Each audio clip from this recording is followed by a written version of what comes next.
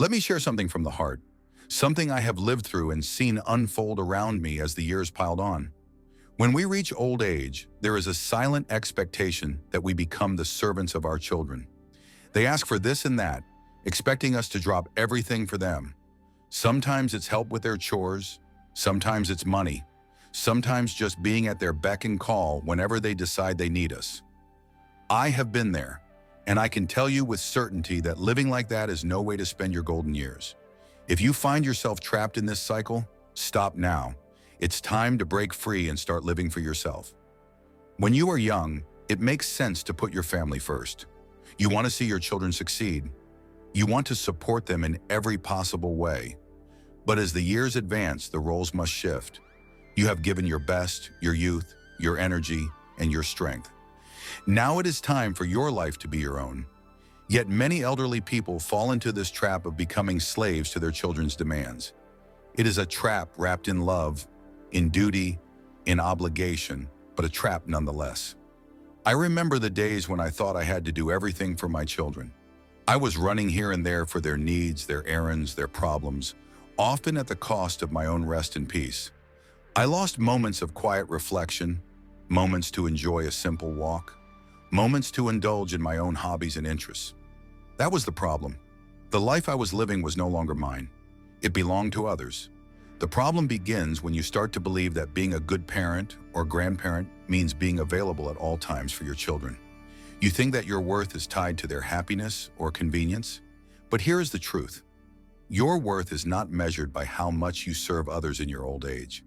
It is measured by how you choose to live with dignity, with peace, and with joy, no matter your age. Imagine the energy you could have if you put yourself first for a change. Imagine waking up with a sense of purpose for yourself, not just for others. That feeling is worth everything.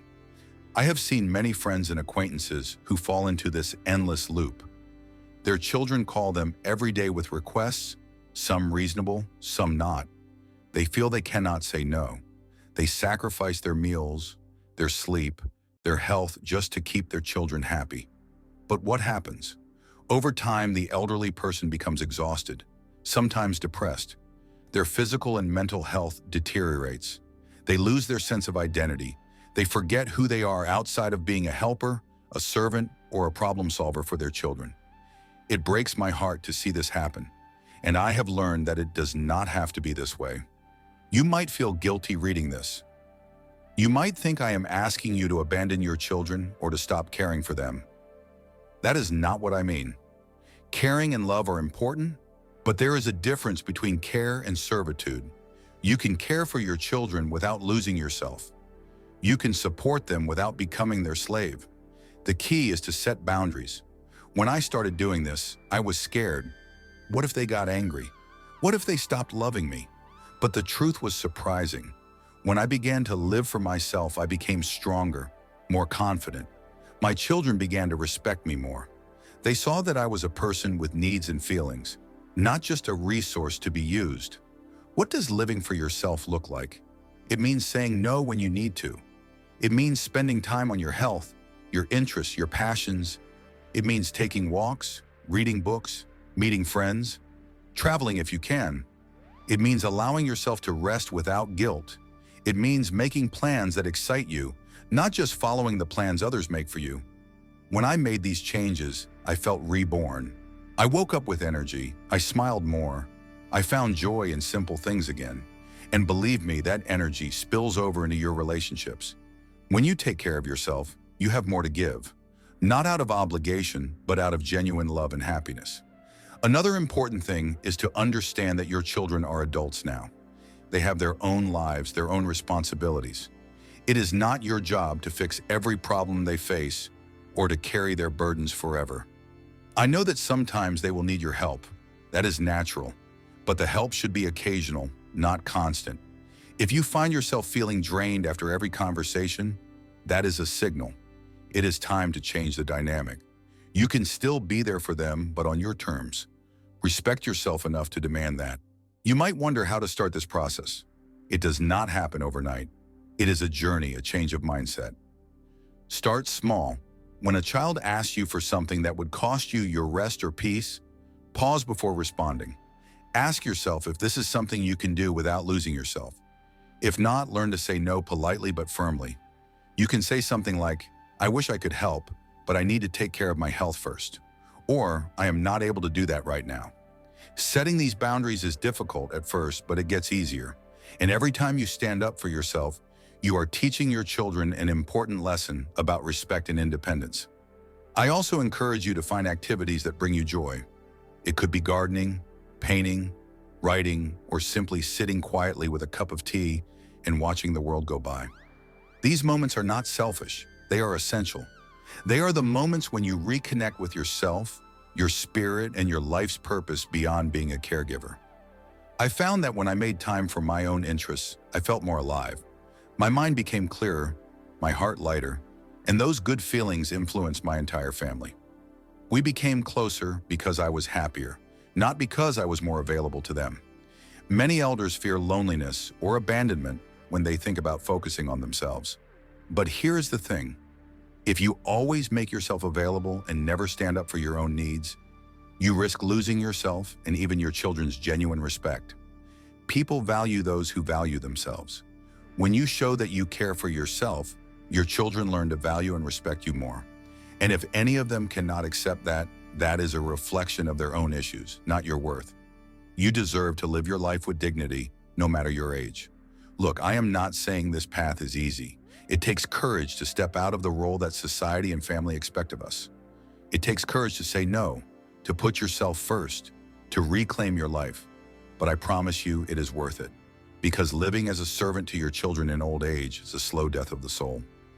Living for yourself, even if it means redefining relationships, is a rebirth. It is the chance to spend the last chapters of your life as you deserve, with peace, joy, and dignity. I want you to imagine the kind of life you want in your old age.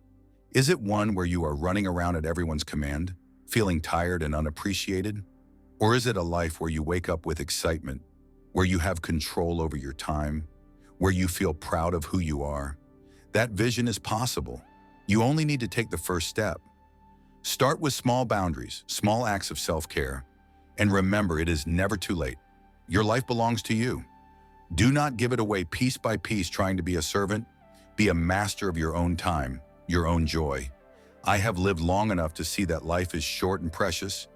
The years we have are not to be spent in servitude, but in celebration of all we have become. We owe it to ourselves to live fully, fiercely, and freely, no matter our age. If I could give one piece of advice, it would be this. Stop being a servant to your children. Start living for yourself. You are worthy of that life. You deserve it, and your heart will thank you every day. So my dear friend, hear this old man's wisdom. Do not lose yourself trying to please everyone else. Stand tall, claim your time, say no when you must. Fill your days with things that make you smile. Be proud of your journey, your struggles, your wisdom. Because in the end, the most important relationship you have is the one with yourself. Live that relationship well, live it fully, and watch how your world changes for the better. Now let's clear some common questions. How can seniors overcome the fear of loneliness or abandonment when they shift focus to themselves? Loneliness and abandonment. These are fears that cling to many of us as we grow older. I have walked this path myself, and I know how deeply those feelings can gnaw at the heart. When we finally decide to shift our focus to ourselves after a lifetime of putting others first, those fears seem to loom larger. It is as if by choosing our own happiness, we risk losing the very people who once depended on us. But I want to tell you from my own experience and the lessons I have gathered along the way that these fears, while real, can be overcome. They do not have to imprison you. First, we must understand why this fear exists in the first place. When you have spent decades serving your children, caring for their needs, and putting their happiness before your own, it becomes easy to believe that your worth is tied solely to how much you give to others. The thought of turning inward, of focusing on your own desires, feels like selfishness. You worry that if you stop being the ever-available parent or grandparent, your children will feel abandoned. The silence that may follow feels like a void too frightening to face. I felt that way myself. I feared that if I stepped back, I would be left alone in an empty house with nothing but memories and regrets. But here's the truth I learned slowly, through trial and error. The fear of loneliness often grows bigger in our minds than it is in reality. When you decide to live for yourself, you do not become invisible to your family. You become visible in a new way. You show them that you have a life, a spirit, and needs of your own. And that is not a threat to your relationships, but an invitation for them to respect you differently. Overcoming the fear starts with changing the story you tell yourself about what it means to focus on yourself. Instead of seeing it as abandonment, see it as self-respect. Instead of seeing it as selfishness, see it as a necessary act of self-love. This shift in perspective is the foundation. When I first realized this, it gave me a new strength. I started to remind myself daily that I was not doing anything wrong by wanting to enjoy my own life. I was not cutting ties, but rather weaving a stronger fabric of connection by being true to myself. Another important step is to find ways to fill your own life with meaning and joy. When you are busy living for others, your world becomes small and defined by their needs. But when you turn your attention inward, you open doors to new possibilities. I found that rediscovering old hobbies and passions I had long forgotten brought me great comfort and excitement. Whether it was reading a good book, tending to my garden, or simply sitting quietly to watch the sunset, these moments became my companions. They reminded me that I was not alone because I had myself. And when you have yourself as a friend, loneliness loses much of its power. Building new social connections outside the family circle also helps. I know it can be daunting at first, especially if your children were your main companions for years.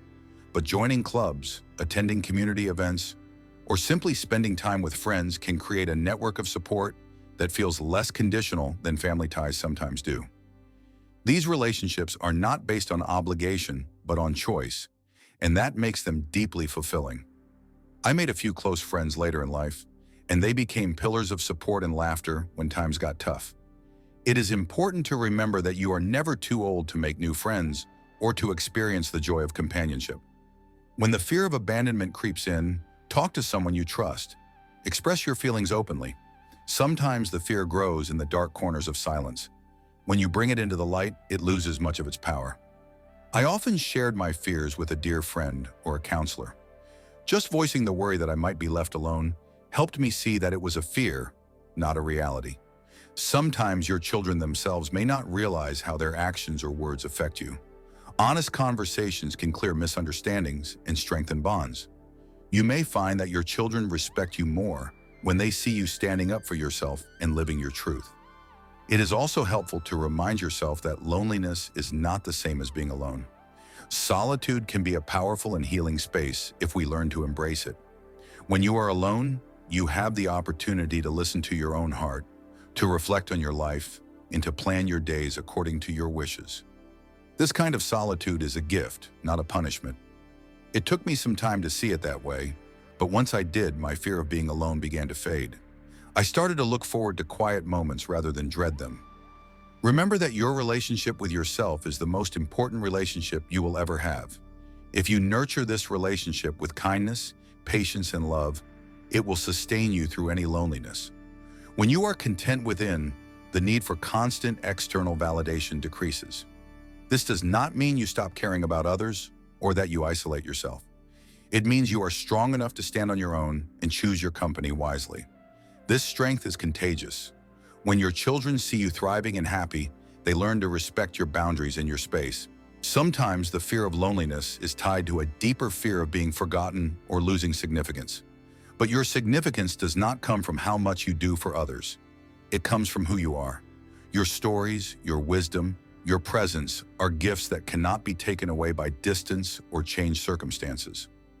I found that sharing my experiences, my lessons, and my joys with others gave me a renewed sense of purpose.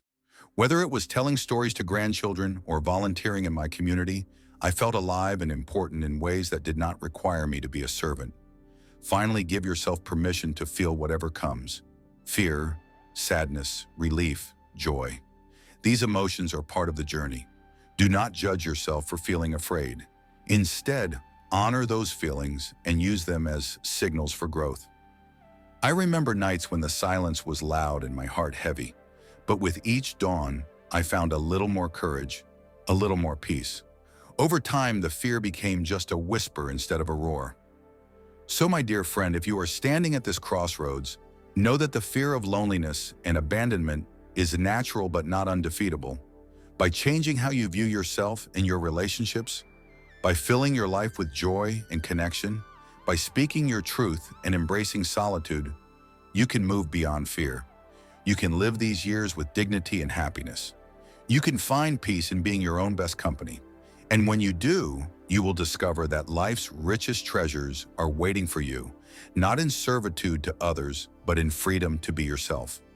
What advice can seniors give to younger generations to help break the cycle of self-sacrifice across family lines? Let me tell you something important that I have learned over many years. Something I wish I could share with younger generations before they find themselves trapped in the same endless cycle my generation often falls into. The cycle of self-sacrifice across family lines is a heavy burden. It weighs down parents, grandparents, and even the children who inherit this pattern of giving until there is nothing left. From my experience, the best advice I can offer to the young is simple but powerful. Cherish yourself as much as you cherish others, and teach that same value to those who come after you. When I was younger, I believed that the highest virtue was to sacrifice everything for the family. I thought that the more I gave, the more love I showed. But over time, I realized that constant self-sacrifice without care for oneself does not create stronger families. Instead, it creates tired souls, broken hearts, and relationships built on obligation rather than genuine connection. I watched many of my friends and relatives give so much of themselves that they lost their sense of who they were outside their roles as caregivers or supporters. That was a lesson hard learned, but worth sharing. To break this cycle, the first piece of advice I would give is to recognize your worth outside of your role within the family. Young people often grow up hearing that their job is to serve, to be there at every call, to prioritize others' happiness above their own. But life is not meant to be lived as a constant giving machine. You are not less worthy if you take time to care for your own needs and dreams. In fact, you are more valuable to your family when you are whole, rested, and joyful. This is something I wish someone had told me decades ago. Next, I would urge younger generations to learn the power of saying no. Saying no is not rude or selfish. It is an act of self-respect and honesty. When you say no to unreasonable demands or to things that drain your spirit, you are not rejecting your family but protecting your well-being. I remember how difficult it was for me to say no. Fear of disappointing my children or being seen as uncaring kept me silent. But the truth is, always saying yes leads to resentment and exhaustion. Learning to say no kindly but firmly is a gift you can give yourself and your family. It sets healthy boundaries that everyone benefits from. Another important lesson is to communicate openly and honestly with family members about your needs and limits. Silence and sacrifice often breed misunderstanding. If you keep your struggles hidden, others may assume you are fine and continue to ask more of you.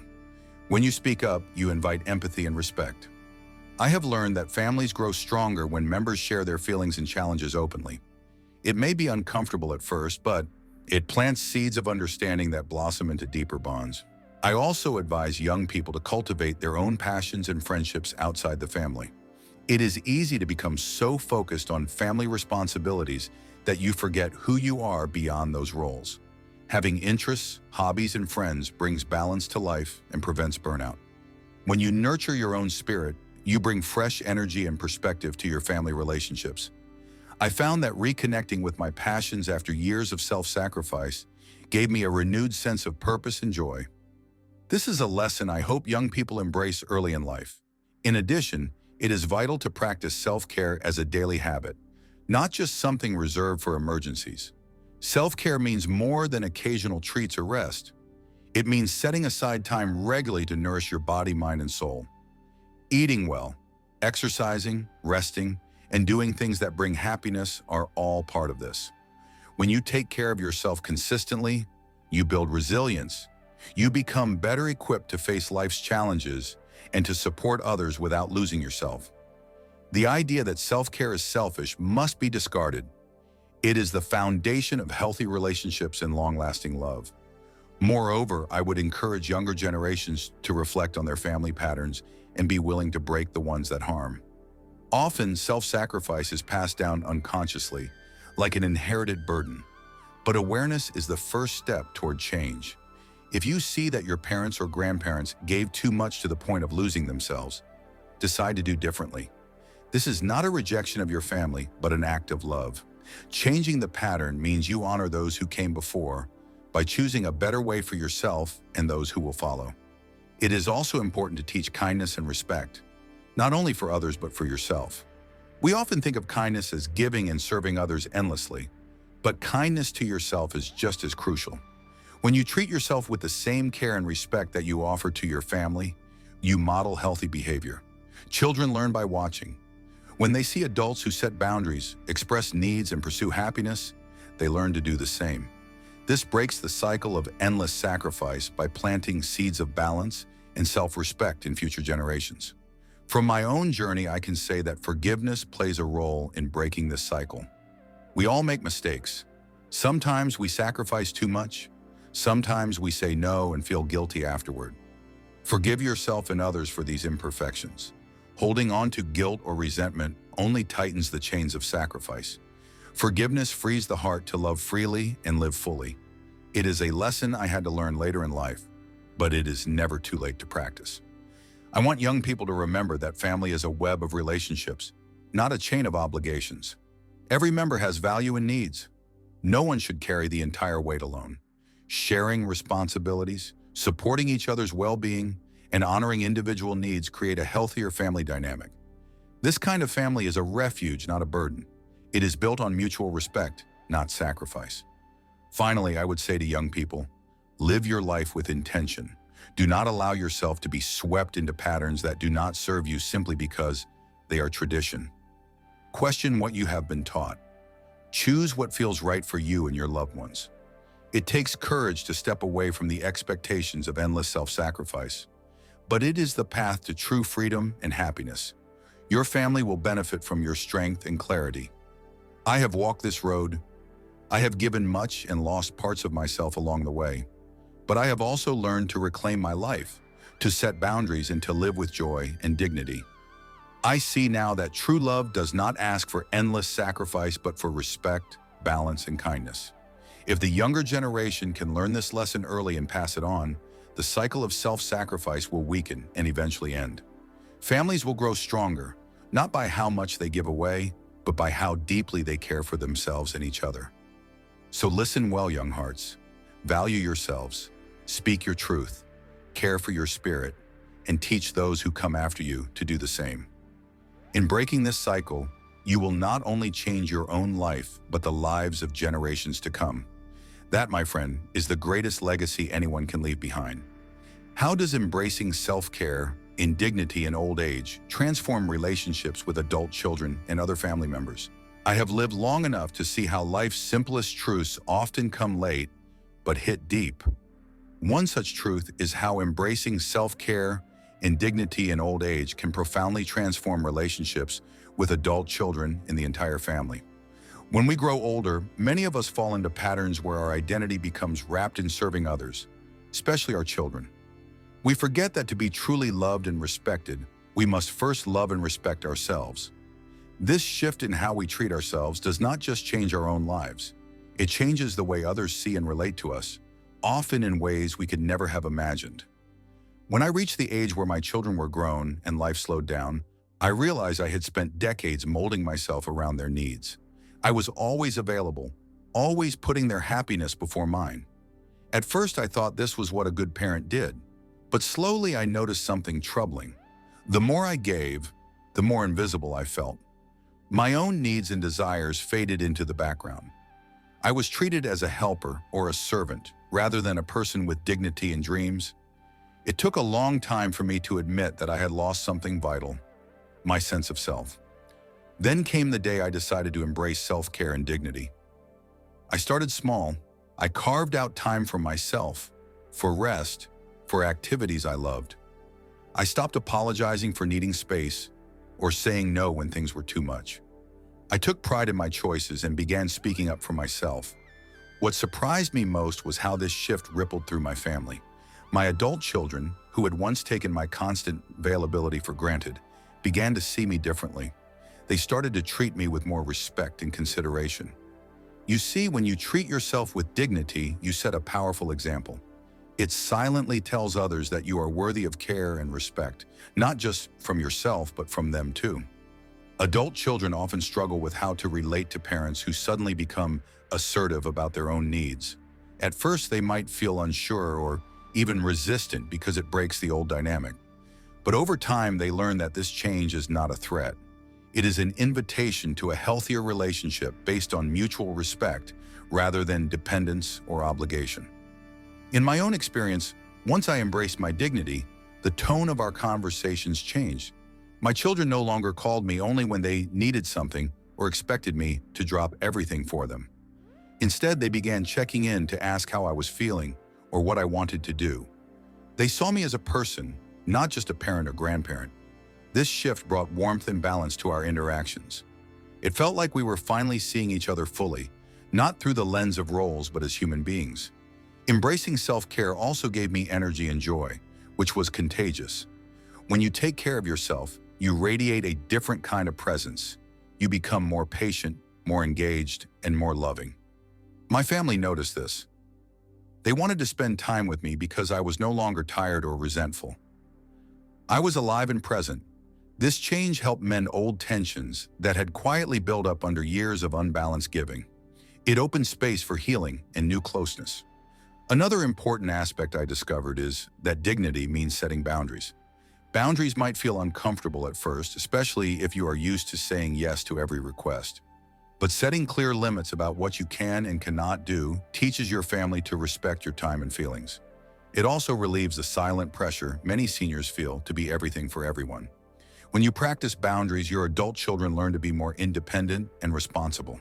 It shifts the relationship from caretaking to partnership. I remember a time when my daughter wanted me to help with her children every day. I loved my grandchildren dearly, but I was exhausted. When I gently said no, she was surprised at first. But she soon understood that my refusal was not rejection, but an act of self-care. It allowed me to be a better grandmother when I did spend time with them. That conversation changed our relationship. It taught her that my love did not mean endless availability and that taking care of myself was important too. This kind of transformation does not happen overnight.